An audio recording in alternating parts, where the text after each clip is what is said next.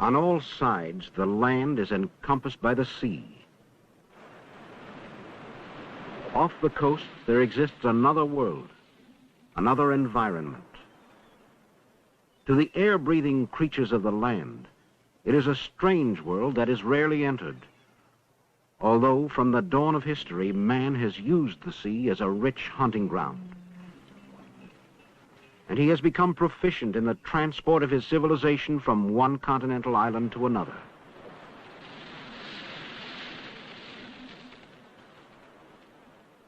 But man has even closer ties with the sea. For we believe that it was in this favorable environment that life on our planet originated.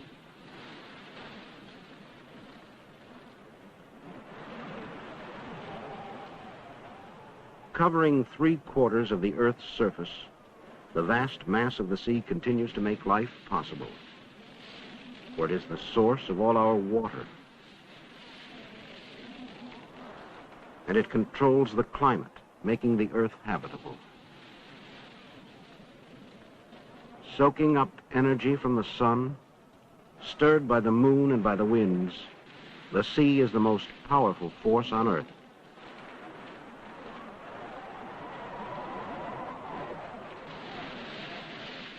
Sweeping across the oceans, the waves gnaw and gouge the rock that serves as only a temporary buttress for the land.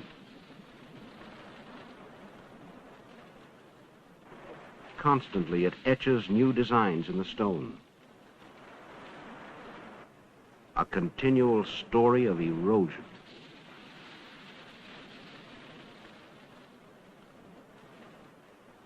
But the sea also builds, building a sandy beach with the granulated remains of the rocks, giving back what it has stolen from the land in small golden change.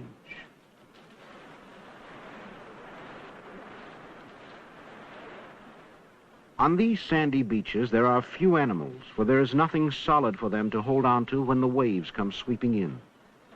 The small crustaceans and mollusks that live here have to contend not only with voracious gulls. At low tide, they also have to face the problem of drying out in the air. So they bury themselves in the wet sand or find shallow pools. On a rocky coastline, the seaweeds and the animals are able to fasten themselves securely to the rocks, and so avoid being cast up on the beach or smashed against the stones.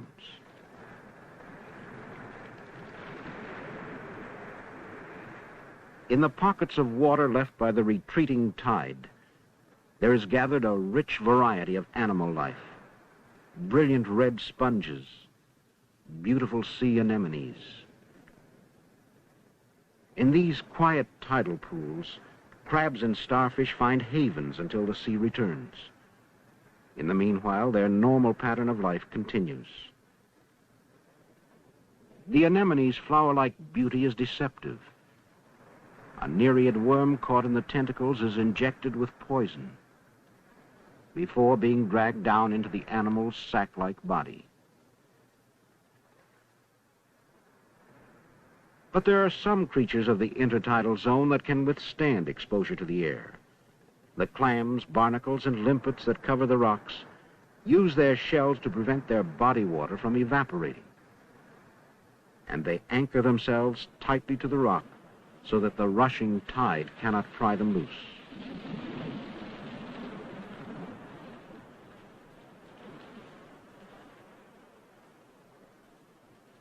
The cold fingers of the rising tide creep over the rocks, and the intertidal zone will again be covered by the sea.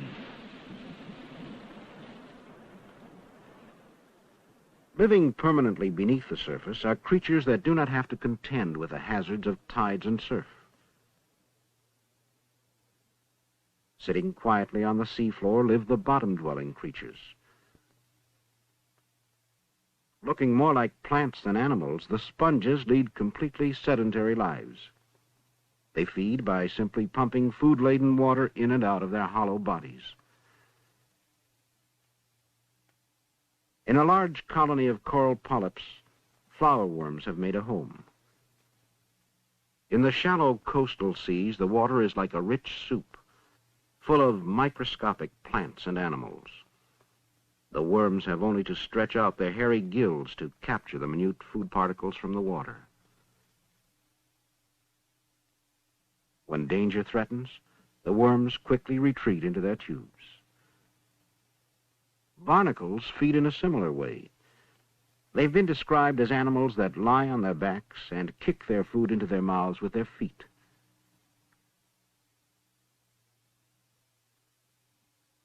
Surrounded by food, locomotion isn't necessary for many bottom-dwelling animals. They just sit and eat. But there are other creatures, like the sea urchin and the starfish, that need to search out a supply of mollusks. However, as their prey is anchored to the rock, they hardly need to hurry. Sea slugs crawl over poisonous polyps and even eat them with immunity. Food, and therefore life, is so abundant in the shallow waters that living space is crowded. A brittle star crawls over a whole colony of polyps in which a red fire sponge has somehow managed to find room. And the hermit crab, having found an empty shell for its temporary home, also has to carry around the anemone that has enveloped the outside of the shell.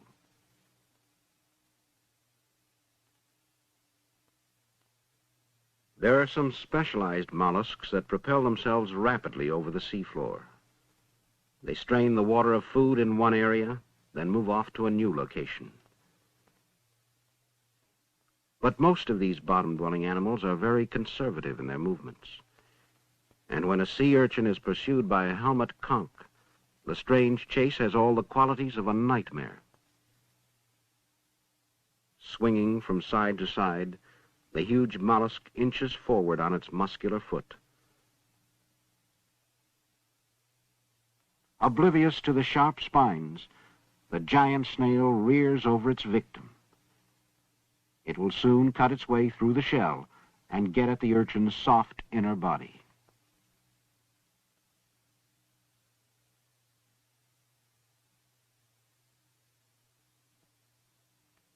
Many of these benthic creatures, the bottom dwellers of the seafloor, live by scavenging the animal refuse. They help to keep the seas clear of dead fish and other decaying matter.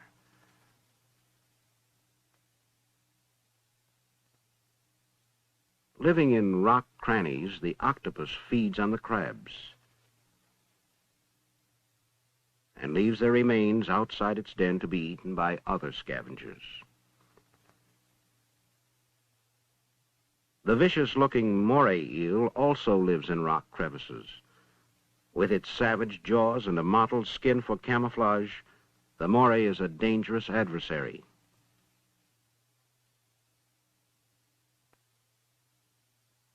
But the master of camouflage is the scorpion fish.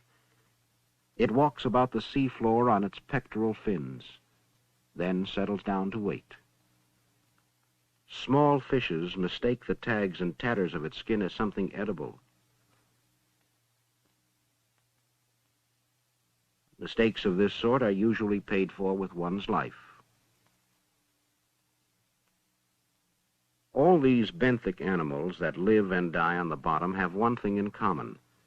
They cannot rise above it. They are fettered to the ocean floor. Quite different are the free-swimming animals like the shark and the ray. The rays, which burrow in the sand for clams, may feed off the bottom, but they have the tremendous advantage of mobility. Buoyed up by the water, they can move through it in any direction and are able to forage for their food over large areas of the sea. The free-swimming fish are the monarchs of the open waters. Their success is due to their mobility, their keen senses, and their relative intelligence. Here, a fish is having its scales cleaned of parasites by one of the smaller brethren. Even unto the jaws of death, the little fish pursue their task. An interesting relationship. One partner gets the parasites to eat, the other has an irritation removed.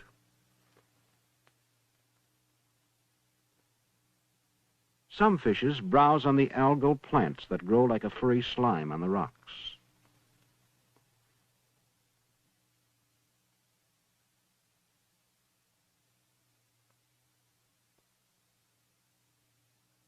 But most fish are predators. And in this truly three-dimensional world of the waters, predators can strike from any angle.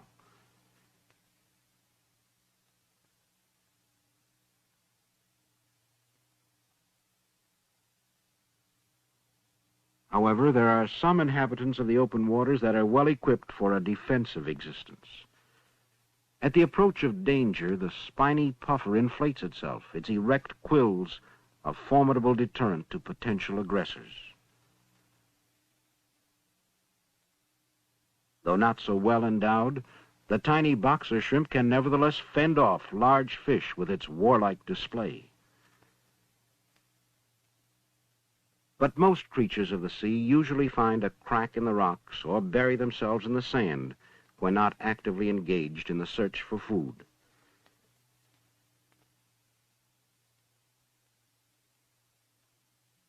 However, there are many predators, such as the triggerfish, that are not only dangerous, they are also intelligent enough to know from experience where to search for prey. Blowing hard, the queen trigger prospects for a possible victim. Disturbed, the crab retaliates violently.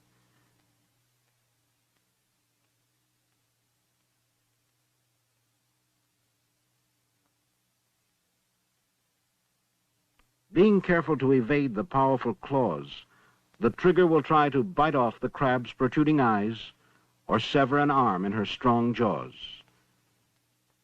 Using her superior mobility to the full, able to attack from any direction, the fish has a great advantage. The crab loses an arm, but it still battles on to the inevitable conclusion.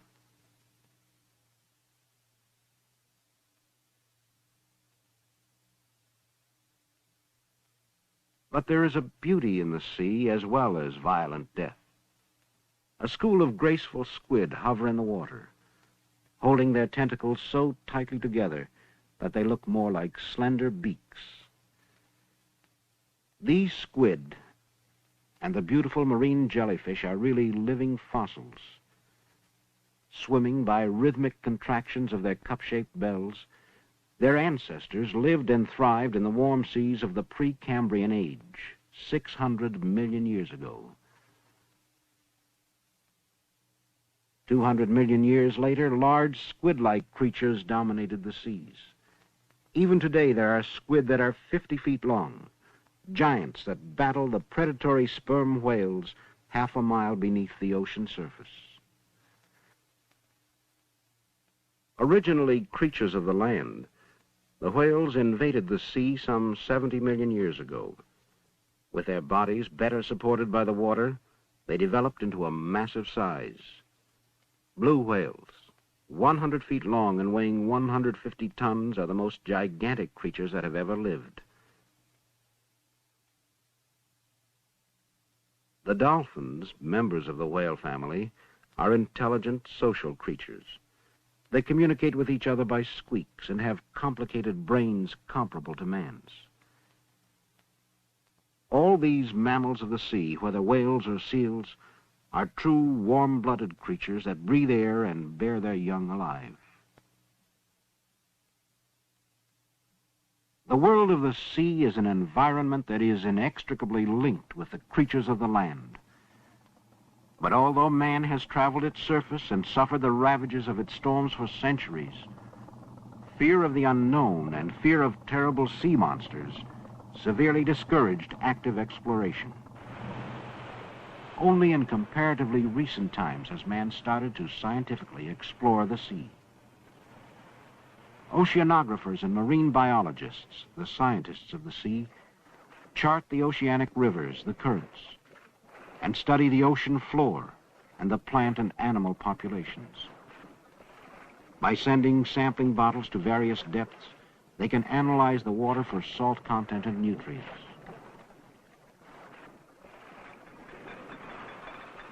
Biologists determine the distribution and variety of the animals on the ocean's floor by using large dredges.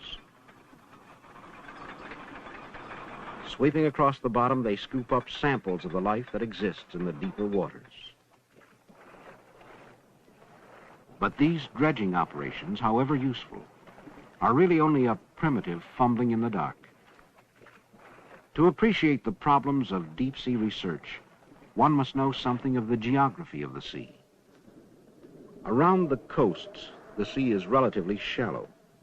This is the continental shelf, and most of the sea's creatures live in these sunlit waters. For it is only in the upper few hundred feet that there is enough sunlight to sustain the plants of the sea. Beneath the sunlit surface lie the great depths of the ocean, a steep plunge of 12 and sometimes 18,000 feet down into the dark waters of the abyss. Although parts of the seafloor are completely flat, there is also a rugged submarine terrain of mountain ranges and active volcanoes that tower thousands of feet above the seafloor. It is this vast environment that oceanographers are determined to explore with echo sounder, dredge, even in person. To invade these Stygian depths, man has encased himself in a steel shell. The pioneer of deep-sea exploration was William Beebe, but it was left to Auguste Piccard's bathyscaphe to make the ultimate descent, 7 miles down to the bottom of the Mariana Trench. Realizing its great potential, the United States Navy purchased Piccard's bathyscaphe to pursue man's personal exploration of the abyss. This is a free-floating submersible, not tethered by a steel umbilical cord to a mother ship, but operating in much the same way as a balloon.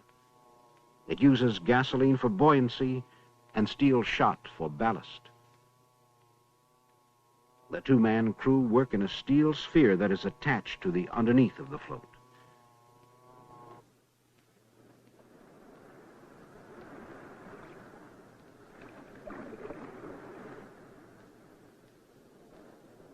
Slowly, the intruders leave the sun behind and gradually sink into an uncharted land of perpetual night.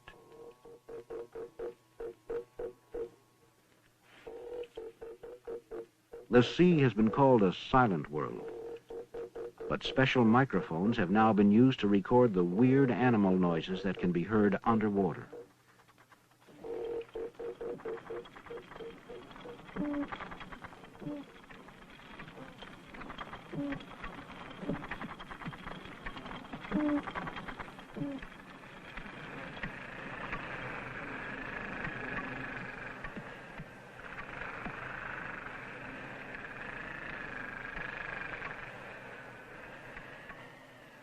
Without light, there can be no plants. So the basic food supply of this sunless place consists only of the morsels of dead animals and plants that have drifted down from the surface waters. With food at a premium, the life of the deep ocean is sparse.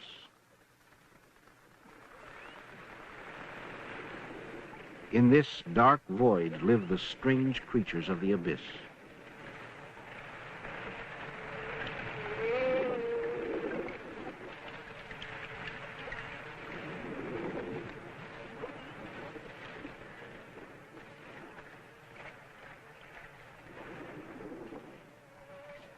The successful predators of this fringe community have inherited large mouths and needle-sharp teeth to seize every possibility for survival. Life must be a grim struggle for existence in this hostile environment.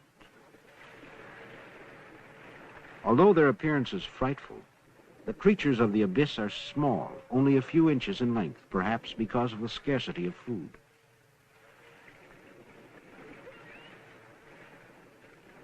Seen in the dark, many of the fish are luminescent. Their lights are probably used to lure prey within reach of their sharp teeth.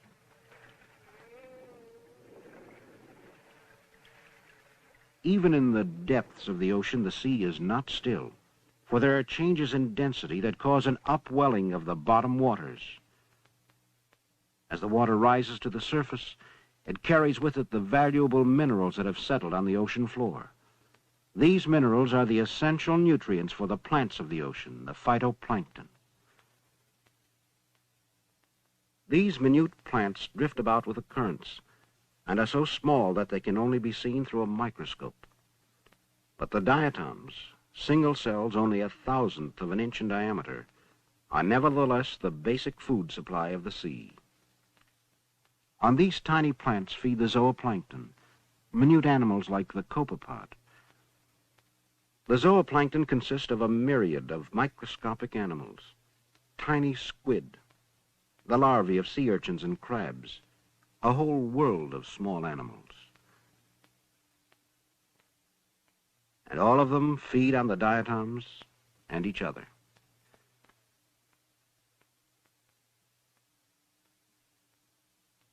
The zooplankton, in turn, are the food for the smaller fish. And these food chains continue inexorably.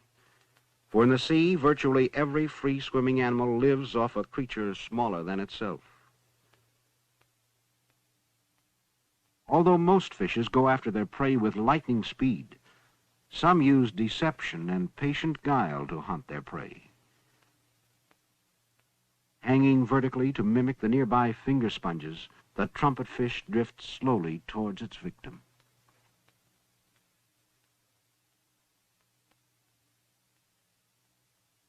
The creatures of the sea are engaged in a never-ending cycle of eating and being eaten, of being hunter and hunted, predator and prey. In the face of this constant struggle for food, one might feel that the animal population would be completely decimated.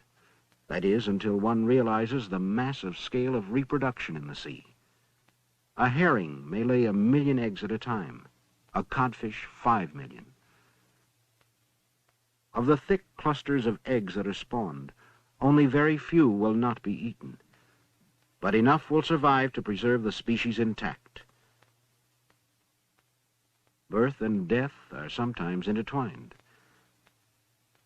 This is the very rare sight of squids during mating.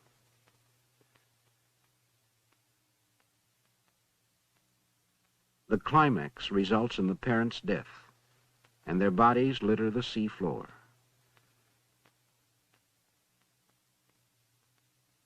With extravagant reproduction, balancing the enormous death toll from disease and predators, the oceans of the world will continue to provide a rich and almost inexhaustible harvest.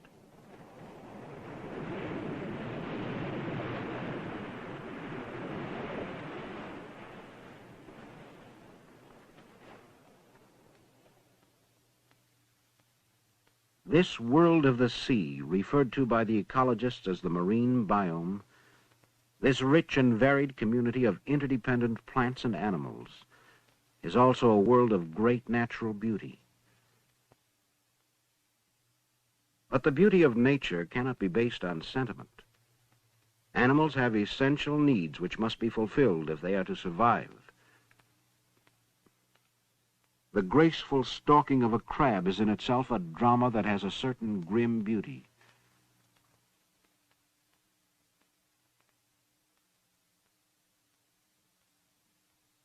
All life is conditioned by the availability of a suitable food supply, and the creatures are wonderfully well adapted to their needs. The swift, graceful movements,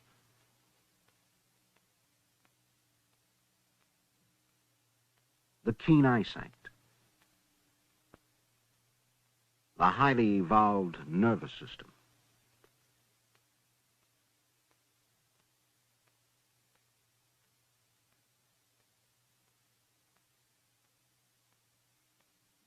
From the eternal night of the deep ocean to the sunlit shallows of the coast, the sea unfolds the richest variety of animal life on Earth. From out of the sea, life arose.